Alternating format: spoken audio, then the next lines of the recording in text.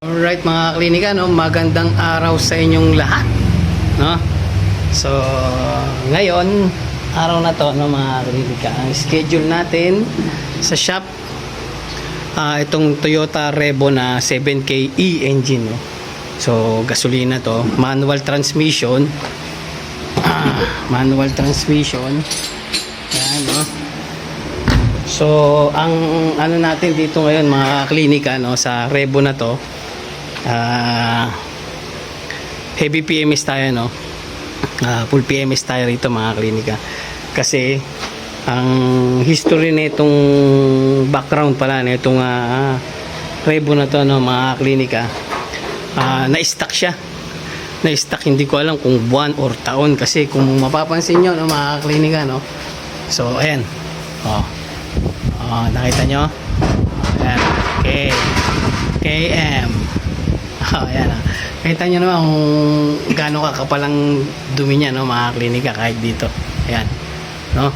So talagang na-stuck talaga siya, no, mga klinika. Tsaka dito kung mapapansin nyo, inamag na yung ano niya. Ayan, no? Inamag na yung handle niya, no, mga klinika, kasi nga sa pagkaka-stuck niya, no, hindi namin alam. Ang sabi sa akin ni Boss Aldrin, hindi niya rin daw alam kung ilang buwan or ilang buwan na stuck tong sasakyan na to, mga.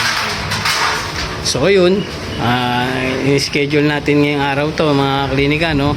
So mga gagawin natin dito, change oil tayo, number 1, no. Change oil, tapos papalitan na rin tayo ng oil, ang air filter, no, mga klinika. Radiator flushing tayo kasi nakatubig lang siya, no. Papalitan natin ang pure coolant yan. Tapos brake and clutch fluid flushing tayo, mga klinika. Ganun na rin yung ATF, no, steering, power steering fluids, no. Palit tayo, linis tayo ng throttle body, no. So ayan, spark plug cleaning, and then tune up tayo, no. Tapos brake cleaning tayo, mga klinika. Rear front na, no. Kung kailangan tire rotation, magka-tire rotation tayo. And then electrical components, no, checking tayo, no, mga klinika, sa mga headlights, no. Ano pa ba? So check na rin natin yung standby pressure ng aircon. Meron tayo ditong manifold gauge, no, mga klinika. So ayun, no, battery check, under chassis checking tayo, ng mga klinika. And then yun, so yun ang mga pasok sa heavy PMS natin, ng mga klinika, no. Tapos bukod dito, meron pa tayong isa, itong Hyundai Ion, no, kay Boss Bestmark naman, no. Shoutout sa iyo, Boss Bestmark. So maglalagay lang tayo ng fog lamps doon sa harap, no. So kunin mo nga isang fog lamps, yung pinapalagay ni Boss Bestmark, no. Gagawa natin ang paraan niya, gusto niya kasi doon ilagay sa harap, no. So buksan mo yung isa, no. All weather to na LED fog lamps. So ayan, mga klinika, no, doon daw yan sa harap ng ng bumper niya, no, mga klinika. So yun, Umpisa na natin to, no. Inuunti-unti na ni Badi yung pag heavy PMS dito sa Toyota Revo na 7K engine, no, mga klinika. And then ako naman, dito muna ako sa Hyundai, no, pero tutulong din ako rito, no, kasi hindi kakayanin to ng isa, medyo matagal, no, mga klinika. So yun, update ko kayo mamaya pagkatapos nito, no, mga klinika. Tara, sama-sama tayong gumawa dito. Hindi pala, kami lang pala. Alright, let's go. Okay, nakapag-flashing na kami ng apat na preno, no, mga klinika. Nag-bleed na kami kanina, mamaya pakita ko sa inyo. And then nag-flashing na rin kami ng ng clutch fluid, ng mga klinika. So mayroon papakita ko sa inyo pag nandun tayo sa ilalim, ng mga klinika, no. So yung basic lang na pagpa-flashing nito, no, sa preno, mga klinika. So kailangan nyo lang din ng katulong. Yung isa nagpa-pump ng pedal doon sa loob, Tapos yung isa naman nagbi-bleed dun sa ano, sa yung bleeder niya sa may gulong ng mga klinika. Buksan nyo lang yon, and then pabomba nyo, hayaan yung lumabas yung lumang fluid, no? And then habang nalabas yun, nababa yung lumang fluid dito. So sasalubungan nyo siya ng bago hanggang sa lumabas dun sa isang part ng gulong, no? Isang side ng gulong na maputi na yung fluid, okay na yun, sarado nyo na, and then lipat naman kayo sa kabila. Ganun lang ang pagpa-flashing, no, ng brake fluid ng mga klinika hanggang matapos yung 4 na gulong, no?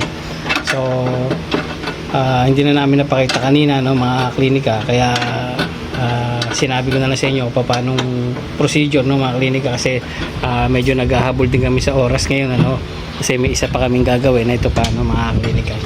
So sa mga susunod na video, no, mag-content naman tayo, magbi-video naman tayo ng para sa ano lang, no, sa brake fluid flashing lang, no, at saka sa clutch fluid flashing para maunawaan nyo ng ayos, no, yung pinapaliwanag ko. Ganun din sa ano, sa clutch nya, no, clutch fluid, no, mga klinika, kailangan nyo pa rin nakatulong, magpapump dun sa loob ng sasakyan sa pedal, and then yung isa naman sa ilalim, palalabasin niya lahat ng fluids na luma, and then sasalubungan dito ng bago, no, sasalinan habang hindi pa lumalabas yung bagong fluid dun sa clutch master, no, mga klinika. Ganun lang yun, no. Pagka malinaw na yung nakita yung fluid na lumabas, okay na yun, sarado nyo na, and then proceed naman kayo sa ibang ibang gagawin nyo sa sasakyan, katulad ng ATF flashing, no, mga klinika. Sa ATF flashing, ganun din, iisang procedure lang, no, pagpa-flashing ng mga ATF. I-drain nyo lang siya, salubungan nyo dito ng bagong ATF hanggang lumabas doon sa isang side yung bagong ATF na sinalin nyo. Ibig sabihin nun, lumabas na lahat yung lumang ATF, no. So pwede nyo lang siyang isarado, and then i-bleed nyo na lang, no, paandarin nyo yung makina, galaw-galawin nyo yung steering, no, para lumabas yung hangin dito sa reservoir nya, no, mga klinika. So ganun lang yun, no. So ngayon, ang nagawa na natin dito, nakapagbukas na tayo ng cover, no, head cover, no, mga klinika. Tune up na natin mamaya yan, natanggal na natin yung throttle body, no. So ayun na siya, makikita nyo, no, talagang grabe ang dumi, ayan, no. So wala talagang ka-PMS to, mga klinika. So lilinisin na lang natin yung mamaya. And then yun, ito tinatanggal ni Badi yung radiator kasi lilinisin namin sa baba. So kaya tinatanggal niya yung shroud ng ng radiator, no, kasi kalawang na talaga yung tubig, no. So nakapag-drain na rin kami ng engine oil, and then natanggal na rin yung filter, no. So bibili na lang tayo ng mga kailangan natin dito mamaya, no, mga klinika, no. Hintayin lang natin si Boss Aldrin, no, mga klinika. So yun, tara, tuloy na natin to, let's go. So yun, mga klinika, no. So ito, nalinis ko na yung yung throttle body, no. Ayan, mapapansin nyo, malayo na sa kanina, no. So ayan, alright. And then sunod na linisin ko naman itong head cover. Yan, sobrang dumi. And then yung radiator, kung mapapansin nyo yung radiator, ayan, no, dumi. So baka bugahan namin ng pressure washer yan mamaya, mga klinika, no. Mamaya pakita ko sa inyo pag malinis na. Tsaka ito, no. So ayun, katatapos na mag-flashing nito, no. So sasalina na namin ng bago. So naitapon na kanina. Sana yung iba dito na yun, naitapon na namin kanina, natapon kanina doon, mga klinika, no. So yun, salina na namin to ng bagong ATF, no. Na-adjust na rin nila body yung mga belt natin, no. Kanina maluluwag siya sa alternator, sa power steering, tsaka sa aircon, maluluwag siya lahat ng mga klinika. So ito, ipakahuli na lang natin itong tune up ng mga klinika, no. So yun, hinihintay lang natin si Boss Aldrin, no, para doon sa mga sa langis na isasali natin dito, tsaka yung sa iba pang papalitan natin, katulad ng air cleaner, no. Papalitan na natin yan, mga klinika, at saka coolant, no. So hintay lang natin si Boss Aldrin dumating. So yun, tama, let's go.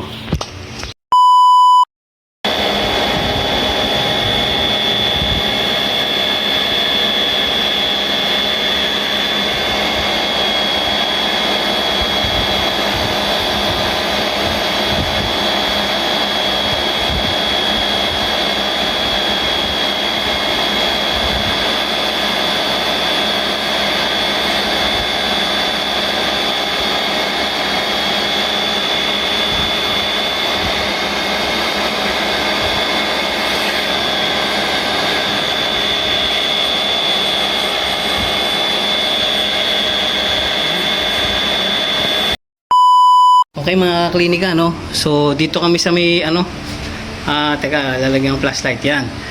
And then dito na kami sa may ano, rear brakes, no? So para okay pa naman yung ano niya, yung lining niya, no? Makapal pa siya mga klinika. So ayan ano.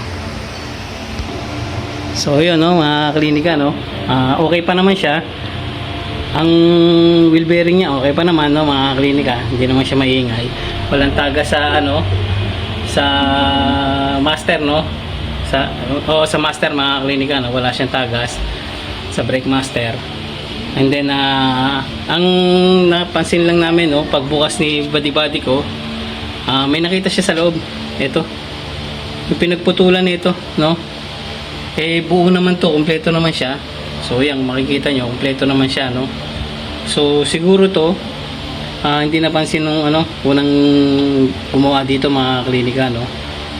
So yung kaya ganyan lang, siguro nakakalimutan. Pero okay na yan, at least nakita natin ano mga klinika.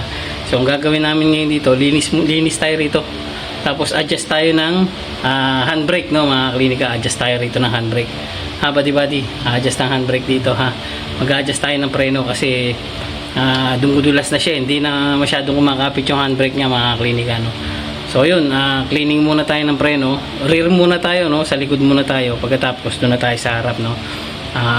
Bibili muna ako ng pyesa sa labas, and then si body muna dito maglilinis ng ano, braking system, no. Alright, let's go.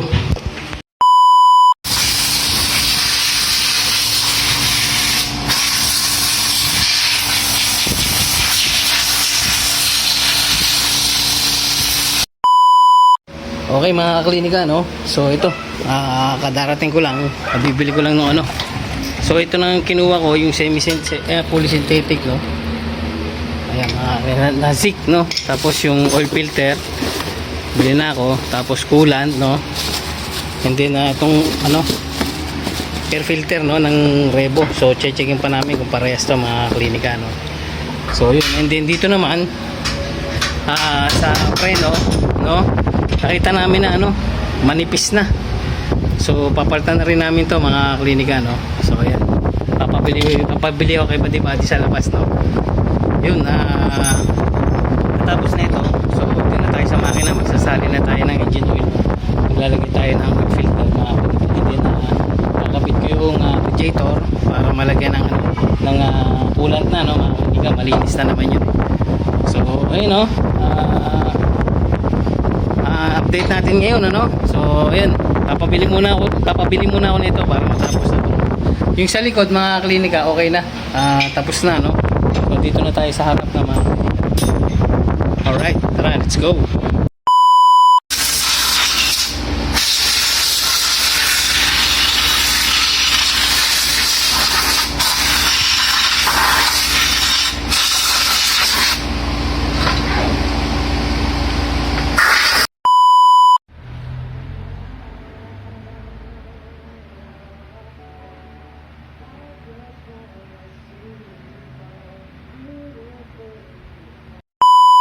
Alright, fast forward na tayo mga klinika, no. So medyo hinapo na kami, no.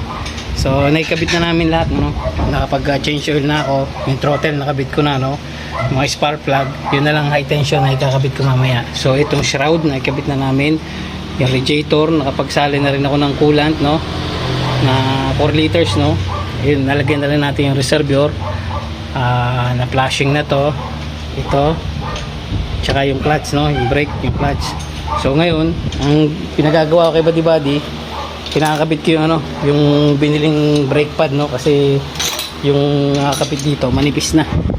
So ayan, no, makikita nyo, napakanipis na talaga mga klinika. So nagpabili tayo ng brake pad na ano, Bendix na, no, para pang matagalan na, no. So ayan, kinakabit na ni body yung bagong brake pad natin, no. So ayan, yun mga klinika, no. So test ano na tayo, check na natin, no, paandarin na natin, no, habang nag-aayos si body rin sa ano, sa preno, no. So ito na lang naman tayo, tapos ano na tayo, test drive na mga klinika, no. So ayun si sir, no? Yun, mamaya check natin mamaya, no? Test drive tayo mga klinika. Ayan si Boss Aldrin, no? Yung may EcoSport. So yun mga klinika, tara, let's go. Alright mga klinika, no? So tapos na tayo, no? Yun na lang gulong ang inaano ni kinakabit ni Buddy Buddy, no? So ngayon try natin na i-start, no? Alright, so malamig pa, no mga klinika. Ayan, makikita nyo malamig pa yung ano, no? Yung engine. So tara, start. Yun, one click. Alright mga klinika, no? So hintayin lang natin matapos si Buddy Buddy, no? Pinay-start lang natin siya ngayon kasi titingnan natin yung makina, no? Patining naman mga klinika, no? Pagkatapos si Buddy Buddy tsaka tayo magte-test drive, no? So papakita ko sa inyo yung makina. So ayan na mga klinika, napakatining. Yan, no? Walang takip to kasi magbi-bleed pa ako, no mga klinika, no? Pero nasalinan ko na siya ng kulat. Yan, makikita nyo, nakakulat na tayo, no? So ayun, hintayin lang natin matapos si Buddy Buddy and then test drive na tayo. Alright, let's go. Okay mga klinika, no? So tapos na tayo rito. Tinest drive ko na to kanina, pero dadaling ko kasi kay Boss Aldrin na. So test drive na lang ulit natin. So ayan, wala tayong check engine, no mga klinika. Natapos na rin ang heavy PMS natin dito sa Toyota Revo na 7K engine, no? So ayan si Buddy Buddy, oh.